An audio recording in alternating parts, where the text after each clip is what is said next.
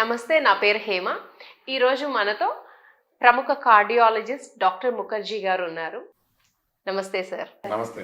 మనిషి బాడీలో ఇన్ని పార్ట్స్ ఉన్నా కూడా హార్ట్ అనేది చాలా మెయిన్ రోల్ ప్లే చేస్తుంది. అసలు ఒకప్పుడు హార్ట్ డిసీజెస్ అంటే మనకి 60 ఏళ్ళకు 70 ఏళ్ళు పైబడిన వాళ్ళకి వినేవాళ్ళం. ఇప్పుడు పెద్ద పెద్ద హీరోలకే వర్కౌట్స్ చేస్తూ 35 ఇయర్స్ 45లో ఉండగానే హార్ట్ అటాక్స్ వస్తున్నాయి. ఎందుకంటారు సార్? ఏంటి అప్పటికి ఇప్పటికి మార్పు? అంటే ఇప్పుడే బాగా చిన్న వయసులో హార్ట్ అటాక్లు వస్తున్నాయి అనేది నిజం కాదు. ముందు నుంచి కూడా చిన్న వయసులో హార్ట్ అటాక్లు వచ్చేవి. అయితే వాటికి అంత ప్రాచుర్యం ఉండేది కాదు. ఇప్పుడు అందరికీ కనపడుతున్నాం కాబట్టి ఎక్కువగా వస్తున్నాయి. బట్ మీరన్నట్టుగా పోను తక్కువ వయసులోనే హార్ట్ అటాక్లు వస్తున్నాయి. ఇంతకుముందు 60-70 ఏళ్ళకి వచ్చేవి, ఇప్పుడు 40 ఏళ్ళకి తక్కువగా కూడా చాలా మందికి వస్తున్నాయి. అంటే కొంత ఎక్కువ కనపడడం కారణమైతే, కొంత మారిన ఆహార పరిస్థితులు, మారిన మన లైఫ్ స్టైల్, జీవన విధానం వల్ల కూడా ఇట్లా వస్తున్నాయి. జీవన విధానం మారటం అంటే ఏ విధంగా వస్తుంది అంటే, ఒకటి, మనం విపరీతంగా ఆహారం మీద కాన్సన్ట్రేషన్ ఎక్కువ అయిపోయింది. ఈజీగా అవైలబుల్ ఆహారం పొందుతున్నాం. అన్ని రకాల రుచులు లేకపోతే అనారోగ్యకరమైన ఫుడ్స్ అందరికీ అందుబాటులో ఉంటున్నాయి. ఇదొక కారణం అయితే, శారీరక శ్రమ నెమ్మదిగా తగ్గిపోతుంది. ఇంతకుముందు కొంచెం దూరం నడిచి బస్సు ఎక్కాల్సి వచ్చేదేమో, కానీ ఇప్పుడు ప్రతి చోట ప్రతి వాళ్ళకి వెహికల్స్ ఉండటం వల్ల ఫిజికల్ ఎక్సర్సైజ్ అనేది తగ్గిపోయింది. దానికి తోడు వ్యసనాలు ఇంకా రోజు రోజుకి పెరుగుతున్నాయి. ఇప్పుడు మీరు ఆల్కహాల్ కన్సంప్షన్ తీసుకుంటే ఎవ్రీ ఇయర్ బై ఇయర్ పెరుగుతూ ఉంది. అదేవిధంగా స్మోకింగ్ తీసుకుంటే మనం అనుకుంటా స్మోకింగ్ తగ్గుతుంది అని, తగ్గట్లేదు, పెరుగుతూ ఉంటుంది స్మోకింగ్. సో ఒక పక్క స్మోకింగ్ పెరుగుతుంది, ఆల్కహాల్ పెరుగుతూ ఉంది, ఎక్సర్సైజ్ తగ్గుతూ ఉంది, తర్వాత మనకి ఆహారం తినేది పెరుగుతూ ఉంది. వీటన్నిటితో పాటుగా మానసిక ఒత్తిడి అనేది బాగా పెరిగిపోయింది. ఆ మానసిక ఒత్తిడి ఎంత పెరిగిపోయిందంటే, మీరు కోవిడ్ టైంలో గమనించుంటారు. ప్రతి వాళ్ళు అంతకుముందు ఒక రకంగా ఉండేవాళ్ళు, ఒక్కసారి ఒక జోల్ట్ లాగా వచ్చింది. సో ఆ తర్వాత మనకు విపరీతంగా అందరూ, అంటే రోడ్డు మీద అడుక్కునే వాళ్ళ దగ్గర నుంచి ప్రెసిడెంట్ వరకు అందరికీ మానసిక ఒత్తిడి అనేది బాగా ఎక్కువైపోయింది. ఒక విధమైన అభద్రతా భావం అనేది మనకి వచ్చేసింది. సో ఈ మానసిక ఒత్తిడితో పాటుగా మనకి ఇవన్నీ కలుపుకొని మనకి ఎక్కువగా డిసీజ్ వస్తున్నాయి అనేది నా ఉద్దేశం. మీరు కోవిడ్ అంటే ఒకటి గుర్తొచ్చింది. కోవిడ్ వచ్చిన తర్వాత నుంచి ఇట్లా హార్ట్ అటాక్స్ కానీ హార్ట్ రిలేటెడ్ డిసీజెస్ కానీ ఎక్కువ అయినాయి అంటున్నారు. కొంతమందికి వ్యాక్సిన్ తీసుకుంటే ఇట్లాంటివి వస్తున్నాయి, లేదా కోవిడ్ వచ్చిన వారిలో ఎక్కువ చూసినామన్నారు. అది ఎంతవరకు నిజం సార్? అంటే కోవిడ్ వచ్చిన తర్వాత కోవిడ్ వలన హార్ట్ డిసీజెస్ పెరుగుతున్నాయి అనే మాట కొంత మాట వాస్తవమే కొంత. ఎందుకంటే అనేక స్టడీస్లో అది బయటపడింది. కోవిడ్ వచ్చిన తర్వాత ఎంఆర్ఐ చేస్తే హార్ట్లో కొంత ప్రాబ్లం ఉండటం, తర్వాత హార్ట్ ప్రాబ్లం క్లాటింగ్ వల్ల రావటం, ఇవన్నీ మనం చూసాం. అయితే అది ఓవరాల్గా చివరికి గ్రాస్గా ఎగ్జాగరిగేట్ చేయబడింది. అంటే కోవిడ్ వచ్చిన తర్వాత గుండె జబ్బులు వస్తాయి అనేది బాగా ఎక్కువ ప్రాచుర్యం పొందింది. అంత యాక్చువల్గా లేదు. కొంత మేరకు పెరిగిన మాట నిజమే, రేర్గా వస్తున్న మాట నిజమే, కానీ ఓవరాల్గా బాగా విపరీతంగా పెరిగిపోయిందని అనుకోవడం లేదు. ఎందుకంటే ఆల్మోస్ట్ 100 కోట్ల మందికి మనకి కోవిడ్ వచ్చింది. సో వాళ్ళకందరికీ హార్ట్ ప్రాబ్లమ్స్ వస్తుంటే చాలా ఎక్కువగా రావాలి కదా. అంటే మనకి బీపీగా, షుగర్గా, లేకపోతే కొలెస్ట్రాల్ పెరిగితే ఎట్లా గుండె జబ్బు రావడానికి రిస్క్ ఫ్యాక్టర్స్, అలాగే కోవిడ్ వచ్చి తగ్గిపోవడం, ఎస్పెషల్లీ సివియర్ కోవిడ్ వచ్చి తగ్గిపోవడం వల్ల కొంత మేరకు రిస్క్ పెరిగిందని చెప్పాలి. ఇక మీరు అడిగిన రెండో ప్రశ్నకి ఏంటంటే, ఈ వ్యాక్సిన్స్ అనేవి ఏవైతే ఉన్నాయో, వ్యాక్సిన్స్ వల్ల హార్ట్ ప్రాబ్లమ్స్ వస్తున్నాయి అనేది అంత కరెక్ట్గా అనిపించడం లేదు. 2-3 కారణాలు. ఒకటి, అనేక ప్రభుత్వ స్టడీస్లో అది రావట్లేదని తేలింది. ఓకే, ప్రభుత్వ స్టడీస్ నేను నమ్మట్లేదు అనుకోండి. యుఎస్ సిడిసి కూడా స్టడీ చేసి చెప్పడం జరిగింది క్లియర్గా, వ్యాక్సిన్ వేసుకున్న వాళ్ళకి తక్కువ వస్తున్నాయి. పోనీ అది కూడా నమ్మట్లేదు అనుకోండి, ఇంకొకటి ఆలోచిద్దాం. మన దగ్గర ఉన్నది 2 ప్రధానమైన వ్యాక్సిన్స్, కోవిషీల్డ్ ఒకటి, కోవాక్సిన్ ఒకటి. కోవాక్సిన్తో బ్లడ్ క్లాటింగ్ టెండెన్సీ పెరుగుతుందనడానికి ఎటువంటి ఆధారం లేదు. కోవిషీల్డ్తో కొంత మేరకు బ్లడ్ క్లాటింగ్ పెరుగుతుంది అనేది మనకు తెలిసిందే. అందుకని ఫోకస్ అంతా కోవిషీల్డ్ పైనే ఉంది. అంటే కోవిషీల్డ్తో క్లాట్ పెరుగుతూ ఉన్నట్లయితే, మనకి ఆ క్లాట్ వల్ల మనుషులు చనిపోతున్నట్లయితే, మనం ఒక ప్యాటర్న్ గమనించాలి. ఏంటి గమనించాలి అని అంటే, కోవిషీల్డ్ వచ్చిన వాళ్ళలో, క్లాటింగ్ వచ్చే వాళ్ళలో మెజారిటీ మంది లేడీస్ ఉంటారు. అదేవిధంగా మీకు కోవిషీల్డ్ వచ్చిన తర్వాత వ్యాక్సిన్ వేసుకున్న తర్వాత, ఫస్ట్ డోస్ వ్యాక్సిన్ తర్వాత 2 నెలల్లో క్లాట్స్ ఎక్కువ వచ్చే అవకాశం ఉంటుంది. ఆ తర్వాత క్లాట్స్ వచ్చే అవకాశం తగ్గిపోతుంది. సో ఇప్పుడు మీరు ఎవరు చనిపోతున్నారో ఒక్కసారి చూడండి. ఇప్పుడు హార్ట్ అటాక్లు త్వరగా వచ్చి చనిపోతున్నాడు, మీరు చెప్పినట్టు సినిమా యాక్టర్లు కావచ్చు, ఎక్కువ సెలబ్రిటీస్ కావచ్చు, ఎవరైనా సరే మీరు వీడియోస్లో అన్నిట్లో చూసింది ఎక్కువగా మేల్సే ఉంటున్నారు. లేడీస్ చాలా తక్కువగా ఉంటున్నారు. సో ఇప్పుడు చనిపోతున్న వాళ్ళని మనం ఎప్పుడైతే వాచ్ చేసామో వీళ్ళల్లో ఎక్కువ మంది పురుషులే ఉండటం గమనిస్తున్నాం. కోవిషీల్డ్ వల్ల అయితే స్త్రీలు ఎక్కువగా చనిపోవడం అనేది మనం గమనించి ఉండాల్సింది. అలా లేదు, పురుషులు ఎక్కువ మంది చనిపోతున్నారు. ఇంకొకటి, మనం ఇప్పుడు చూస్తే కోవిషీల్డ్ వల్ల వచ్చే క్లాటింగ్ టెండెన్సీ ఎప్పుడు ఎక్కువ ఉంటుంది? మొదటి 2 నెలల్లో ఎక్కువ ఉంటుంది. ఇప్పుడు మన కోవిషీల్డ్ వేసి ఎంతకాలం అవుతుంది? 3-4 ఇయర్స్ అయిపోతుంది. ఇంతకాలం తర్వాత వ్యాక్సిన్ల వల్ల క్లాట్స్ రావడం అనేది చాలా చాలా అన్లైక్లీ. మూడో విషయానికి వస్తే, మనం 150 కోట్ల వ్యాక్సిన్స్, 200 కోట్ల వ్యాక్సిన్స్ వేసాం ఇండియాలో. ప్రధానంగా కోవిషీల్డ్ వేసాం. మళ్ళా ఆ లెవెల్లో కనుక వ్యాక్సిన్ వల్ల గుండె జబ్బులు వస్తుంటే మనం విపరీతంగా పెరిగినట్టు గమనించేవాళ్ళం. సో ఆ రకంగా అయితే లేదు. కాబట్టి కోవిడ్ వల్ల కొంత పెరిగిన మాట వాస్తవమే, కానీ దాన్ని ఎక్సాగ్రిగేట్ చేసి చెప్పడం జరుగుతుంది. అదంతా నిజం కాదు. వ్యాక్సిన్స్ వల్ల ఎక్సాగ్రిగేట్ కాలేదు, జబ్బులు ఎక్కువ రాలేదు, ఊరికే అనవసరంగా భయపడుతున్నాం నా ఉద్దేశం. ఇంకొకటి, మనం ఆల్రెడీ స్ట్రెస్ ఎక్కువ ఉంది, దీనివల్ల గుండె జబ్బులు పెరుగుతున్నాయి అనుకుంటున్నాం. ఎప్పుడైతే మనం కోవిడ్ వల్ల పెరుగుతున్నాయా, వ్యాక్సిన్స్ వల్ల పెరుగుతున్నాయి అనుకుంటాం, ఇంకాస్త ఒత్తిడి తప్ప వేరే ఉపయోగం ఏమి లేదు. ఎందుకంటే ఈ కాన్స్పిరసీ థియరీ వల్ల ఇంకా ఎక్కువ స్ట్రెస్ పెరుగుతా ఉంది. నిజంగా ప్రూవ్ అయ్యి, ఓకే ఇది కోవిడ్ వల్ల కానీ లేకపోతే వ్యాక్సిన్ వల్ల కానీ అని ప్రూవ్ అయ్యి, సో దాన్ని రెక్టిఫై చేసుకోవడానికి, దాన్ని ఐడెంటిఫై చేసుకోవడానికి మనకు మార్గాలు ఉన్నట్లయితే ఆ ప్రకారం మనం చేసుకోవచ్చు. బట్ ఇప్పుడు అలా లేదు, కాబట్టి మనం దాని గురించి మనం భయపడాల్సిన అవసరం లేదు. మిగిలిన అన్ని జబ్బులు చూసుకుంటే ఆడవారికి మగవారికి అందరికి కామన్ గా వస్తుంది. ఒక heart diseases, especially heart attack లాగా చూస్తే ఎక్కువ మంది మగవారికి వస్తుంది. ఆడవారి గుండె స్ట్రాంగ్ అంటారా, లేకపోతే ఎక్కువ స్ట్రెస్ తీసుకోరా? అట్లా కాదు, అది హార్మోనల్ గా కొంత ప్రొటెక్షన్ ఉంటుంది. ఓకే. పోస్ట్ మెనోపాజల్ గా మగవాళ్ళకి ఎంత వరకు వస్తుందో హార్ట్ అటాక్స్ ఆడవాళ్ళలో కూడా అంతే వస్తాయి. ఒకసారి మెనోపాజ్ తర్వాత ఆ ప్రొటెక్షన్ పోతుంది. మెనోపాజ్ కు ముందు మాత్రం ఆ హార్మోనల్ ప్రొటెక్షన్ లేడీస్ కి ఉంటుంది. కాబట్టి అందుకే తక్కువ వయసులో లేడీస్ కి రావడం అరదు, తక్కువ వయసులో మెన్కి కి వచ్చే అవకాశం ఉంటుంది.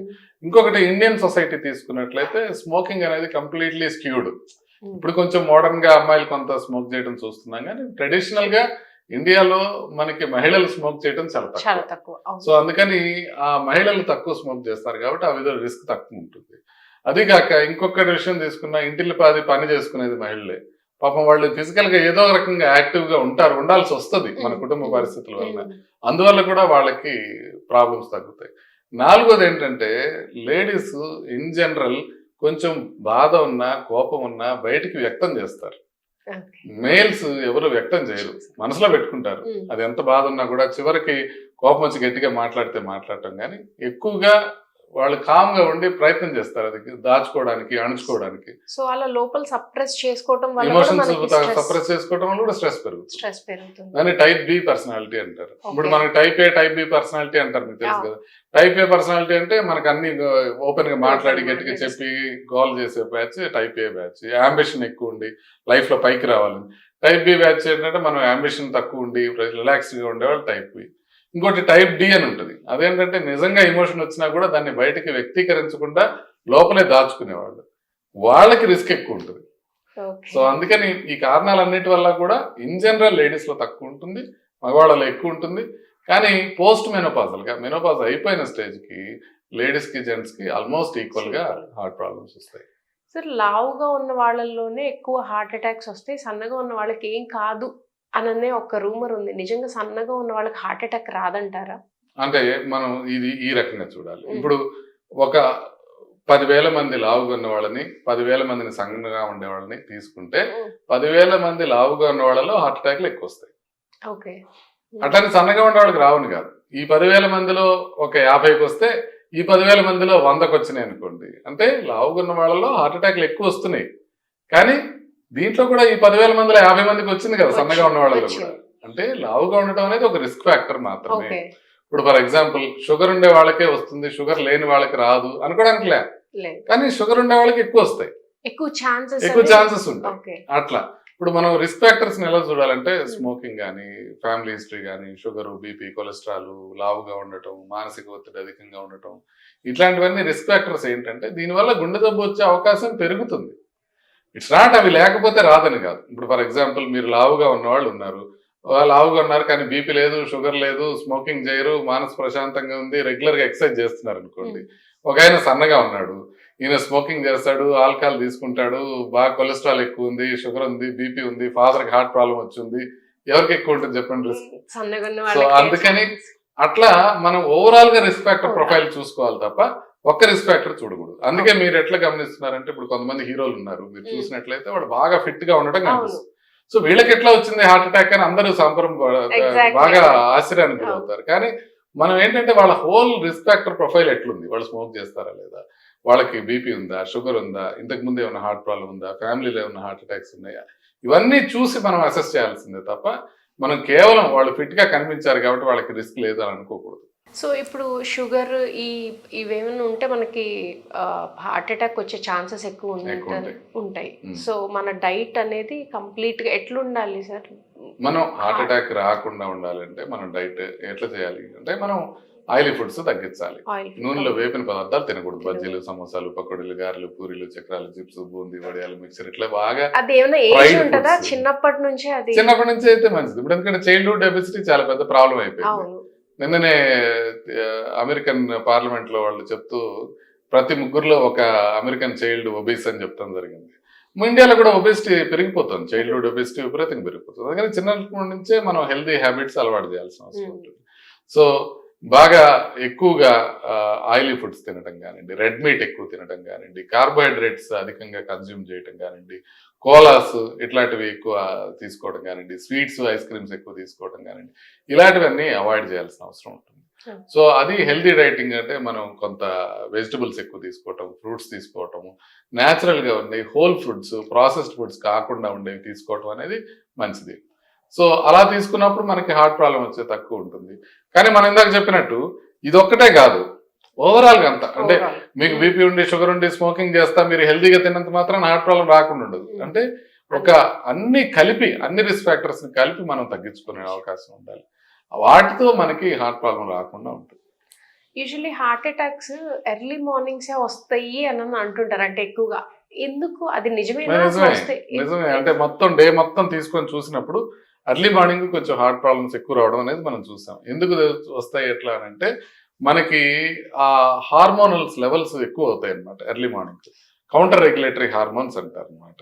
అవి అడ్రినలిన్, నారెడ్రినలిన్ ఇట్లాంటివన్నీ సడన్ గా మార్నింగ్ లేవగానే మనకి నిద్ర కొంచెం మెలకు వస్తున్న స్టేజ్ లో అవి పెరుగుతాయి.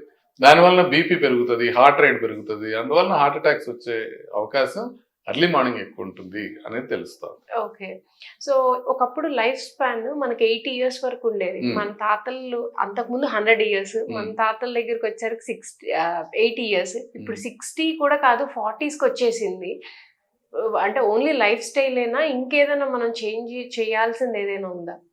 అంటే ఇక్కడ నేను ఒక క్లియర్ చేయాల్సిన మిస్కాన్సెప్షన్ ఉంటుంది. మనకి లైఫ్ స్పాన్ తగ్గుతుంది పోను అని మీరు అంటున్నారు, అది కరెక్ట్ కాదు. పోను పెరుగుతా ఉంది లైఫ్ స్పాన్. మీరు ఒక రకంగా చూసినట్లయితే మీరు మీ తాతగారు కానీ వాళ్ళ తాతగారు కానీ 100 ఏళ్ళు బతికిన వాళ్ళని చూసింటారు, వాళ్ళ పిల్లలు 80 years బతకడం చూస్తున్నారు, ఇట్లా చూస్తున్నారు. కానీ మీరు అర్థం చేసుకోవాల్సింది ఏంటంటే మన తాతగారు ఆయన సర్వైవల్ ఆఫ్ ది ఫిట్టెస్ట్.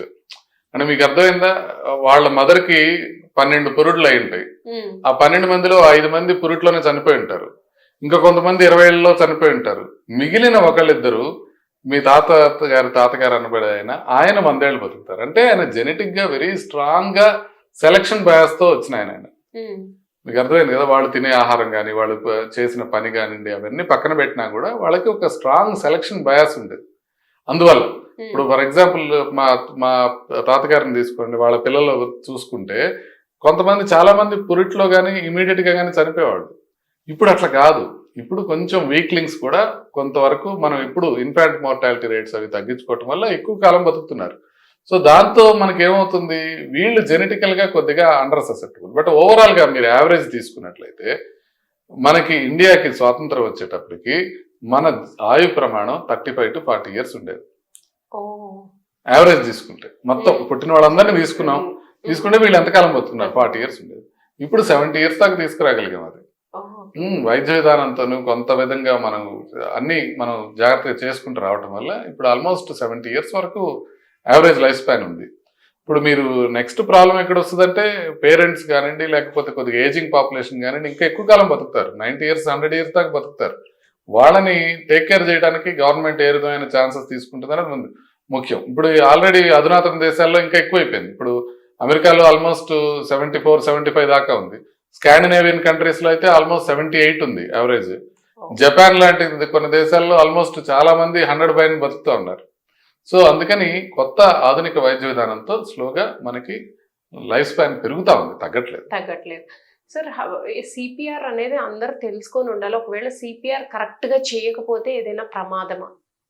అంటే ఇప్పుడు ఫర్ ఎగ్జాంపుల్ మొన్న ఎవరికో చెప్తాను నేను, సిపిఆర్ చేయాలమ్మా అని చెప్తే సిపిఆర్ తట్టుకోగలరా ఆయన అని పేషెంట్ అటెండెంట్ అడగడం జరిగింది. అంటే సిపిఆర్ అనేది చేస్తుంది ఎందుకు, అసలు ప్రాణం బతికించడానికి. తట్టుకోవడం అది చేయకపోతే నెక్స్ట్ 5 నిమిషాల్లో మనిషి లేడు. సో అందుకని సిపిఆర్ సరిగ్గా చేయకపోతే చనిపోతారా లేదు, సిపిఆర్ చేయాల్సిన అవసరం పడింది అంటేనే వాళ్ళు బతకకపోవచ్చు అనే సిచ్యువేషన్ లో ఉన్నారని అర్థం. సో అలాంటప్పుడు సిపిఆర్ కరెక్ట్ గా చేస్తే బతికే అవకాశం ఎక్కువ ఉంటుంది. మనం జాగ్రత్తగా మసాజ్ చేయటం కానివ్వండి, జాగ్రత్తగా బ్రీతింగ్ ఇవ్వటం కానివ్వండి, షాక్ అవసరమైనప్పుడు షాక్ ఇవ్వడం కానివ్వండి, సిపిఆర్ కరెక్ట్ గా చేస్తే మనిషి బతికే అవకాశం ఖచ్చితంగా ఎక్కువ ఉంటుంది.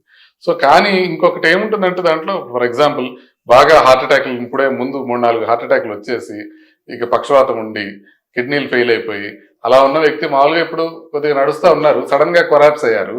ఆయనకి సిపిఆర్ చేసిన దానికిను ఒక 18 ఏళ్ళు 20 ఏళ్ళు అతను సడన్ గా కొలాప్స్ అయ్యి డాన్స్ చేస్తా, ఇతనికి సిపిఆర్ చేసిన దానికి అవుట్కమ్ డిఫరెంట్ గా ఉంటుంది కదా. సో అందుకోసం అని చెప్పి ముందు స్టేటస్ ఏ విధంగా ఉంది అని తెలుసుకుంటే తప్ప సిపిఆర్ చేసినప్పుడు అవుట్కమ్ ఎలా ఉంటుంది అనేది మనం కనిపెట్టడం కష్టం. ఓకే, చిన్నపిల్లల్లో ఎందుకు వస్తుంది సార్ అసలు?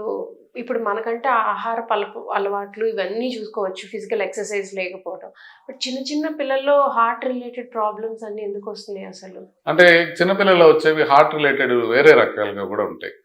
ఆ రకాల ప్రాబ్లమ్స్ ఏంటి అంటే ఇప్పుడు కార్డియాక్ అరెస్ట్ రావచ్చు, వాళ్ళకి హార్ట్ అటాక్ లేకుండా కూడా కార్డియాక్ అరెస్ట్ రావచ్చు. కొన్నిసార్లు మనం మామూలుగా హార్ట్ అటాక్ వచ్చినప్పుడే కార్డియాక్ అరెస్ట్లు వస్తుంటాయి, కానీ కొన్నిసార్లు కార్డియాక్ అరెస్ట్లు హార్ట్ అటాక్ లేకుండా వస్తుంటాయి. వాళ్ళకి కొన్ని రకాల ఇన్హెరిటెడ్ జబ్బులు ఉంటాయి. సో హెచ్ఓసిఎం అని, సిపివిటి అని, లాంగ్ క్యూటీ, షార్ట్ క్యూటీ, బ్రుగాడా, ఏఆర్విడి అని ఇట్లాంటి కొన్ని జబ్బులు ఉంటాయి. అవి ఇన్హెరిటెడ్ డిసీజెస్, ఛానలోపతీస్ అంటారు. అవి రేర్ గా ఏం చేస్తాయంటే హార్ట్ సడన్ గా ఇర్రెగ్యులర్ కొట్టుకుని ఆగిపోయే పరిస్థితి వస్తుంది అనమాట. సో అంటే కార్డియాక్ అరెస్ట్ వస్తుంది, కానీ కార్డియాక్ అరెస్ట్ హార్ట్ అటాక్ వల్ల కాదు. ఇది చిన్నపిల్లల్లో జరిగే విషయం. అది కొంచెం మన వాళ్ళు ఏదన్నా పొరపాటున కళ్ళు తిరిగి పడిపోతున్నా, చిన్నపిల్లలు ఆయాస పడుతున్నా ఒకసారి ముందే చెక్ చేయించుకుంటే వాటిని బయటపడే అవకాశం ఉంటుంది. వన్ లాస్ట్ క్వశ్చన్ సార్, చాలా మందికి అంటే ఛాతీ నొప్పి రాగానే అది గుండె నొప్పి ఏమో అని భయపడతారు. నాకే చాలా సార్లు జరిగింది, ఓ ఇది ఏం నొప్పి అని. ఎలా మనం డిఫరెన్స్ తెలుస్తుంది? కొంచెం జాగ్రత్తగా వినాలి. గుండెకి సంబంధించిన నొప్పి ఛాతీకి మధ్య భాగంలో వస్తుంది. వేలుతో చూపించలేని విధంగా ఛాతీ మొత్తం వ్యాపించి ఉంటుంది. అది గుచ్చుకున్నట్టు ఉండదు, బరువుగా గాని, మంటగా గాని, ఒత్తిడిగా గాని, పట్టుకున్నట్టు గాని ఉంటుంది. సో గుండెకి సంబంధించిన నొప్పి అయితే కనుక నడిస్తే ఎక్కువ అవుతుంది, ఆగిపోతే తగ్గిపోతుంది. గుండెకి సంబంధించిన నొప్పి సెకండ్ల పాటే ఉండదు. గుండెకి సంబంధించిన నొప్పి ఊపిరి పీల్చుకుంటే ఎక్కువ కాదు. సో ఇప్పుడు ఈ క్రైటీరియాని మీరు ఉపయోగించి ఒకసారి చూడండి. మీకు ఇక్కడ గుచ్చుకుంటుంది అనుకోండి, అది గుండెకి సంబంధించింది కాదు. మొత్తం ఛాతీ మొత్తం రావాలి, నడిస్తే ఎక్కువ కావాలి. అట్లాగే ఇందాక మనం అనుకున్న రిస్క్ ఫ్యాక్టర్స్ ఎక్కువ ఉన్న వాళ్ళకి ఏ విధమైన నొప్పి ఉన్నా కూడా గుండెకి సంబంధించి పరీక్ష చేసుకోవాలి. ఫర్ ఎగ్జాంపుల్ షుగర్ ఉంది, స్మోకింగ్ చేస్తున్నారు, బరువు ఎక్కువ ఉన్నారు, ఇంతకుముందు ఒకసారి హార్ట్ అటాక్ ఉంది, ఆయన ఏ రకమైన నొప్పి అని చెప్పినా కూడా గుండెకి మనం పరీక్ష చేసుకోవాలి. అదేవిధంగా ఒక యంగ్ లేడీ ఉంది, ఒక 23 ఏళ్ల అమ్మాయి ఉంది, అమ్మాయికి ఆల్రెడీ అన్ని పరీక్షలు చేసి ఏమీ లేదని చెప్పారు, బీపీ లేదు, షుగర్ లేదు, అమ్మాయికి మళ్ళీ పెయిన్ వచ్చినా కూడా మనం పెద్దగా భయపడాల్సిన అవసరం లేదు. సో ఓవరాల్ గా రిస్క్ ఫ్యాక్టర్స్ ఎట్లా ఉన్నాయని చూసుకుంటూ ఈ ఫ్యాక్టర్స్ కనుక తీసుకుంటే, చాలా మంది చెమట వచ్చిందని భయపడతారు, ఎడం చేతికి వచ్చిందని భయపడతారు. అవి కాదు, నడిస్తే వస్తుంటే అది ఎక్కువ భయపడాల్సిన విషయం. నడిస్తే వచ్చే నొప్పి గుండెకి సంబంధించింది అనేది గట్టిగా మనం గమనించాలి. అదేవిధంగా సూదులు గుచ్చుకున్నట్టు వచ్చే నొప్పి గుండెకి కాదు, సెకండ్స్ మాత్రమే వచ్చే నొప్పి గుండెది కాదు, నడిచినప్పుడు తగ్గే నొప్పి గుండెకి కాదు అనేది మనం తెలుసుకోవాలి. ఓకే, ఇదైతే చాలా మందికి కన్ఫ్యూజన్ ఉంటుంది. ఎందుకంటే మా ఫ్రెండ్స్ లో కూడా ఎడం చేయి నొప్పి వచ్చేస్తుంది, గుండె నొప్పి వస్తుంది ఏమో అని భయపడుతుంటారు. బట్ చాలా బాగా చెప్పారు sir. Thank you so much for your valuable time.